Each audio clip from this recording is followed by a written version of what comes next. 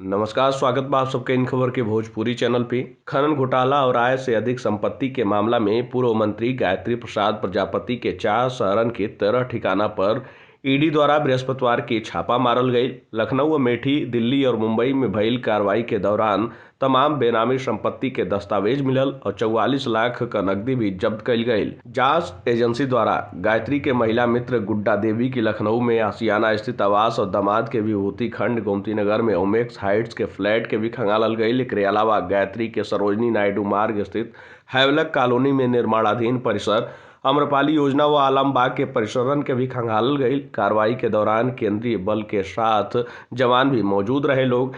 ED के अधिकारी द्वारा गायत्री के बेटा अनुराग के अमेठी से लखनऊ के जोनल कार्यालय लाके पूछताछ कइल गई, जो देर रात तक जारी रहल। सूत्रन के अनुसार अनुराग जांच में सहयोग न करत रहे। ईडी द्वारा बीते दिन गायत्री के मुंबई के ठिकाना पर छापा मारल गई रहे। ओइजा 4 बेशकीमती फ्लैट में अरबों के बेनामी संपत्ति और कंपनी में निवेश के प्रमाण मिलल रहे।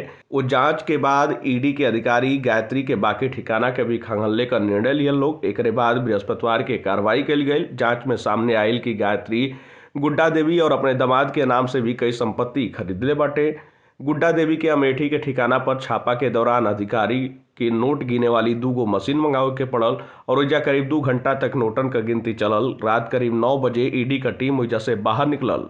अमेठी में गायत्री के आवास पर छापा के दौरान उनका विधायक पत्नी महाराजी प्रजापति और बेटा अनुराग और बाकी परिजन मौजूद रहे लोग। अधिकारी द्वारा जब महाराजी से संपत्ति के बारे में पूछताछ शुरू कइल गई तो बेहोश हो गई। उनके जिला अस्पताल भेजल गई, जहां से शाम के लखनऊ ट्रामा सेंटर रेफर कर दियल गई। खनन घोटाला में ईडी गायत्री के 50 करोड़ 37 लाख रुपया का संपत्ति के जब्त को चुकल बाटे। इस संपत्ति अमेठी, लखनऊ, मुंबई, दिल्ली इस तमाम शहरन में खरीदल गई रहे। एमे से मुंबई में गायत्री द्वारा 25 करोड़ में खरीदल गई आलीशान विला और 4 फ्लैट भी शामिल बाटे, जेकर वर्तमान बाजार कीमत 100 करोड़ से अधिक का बा।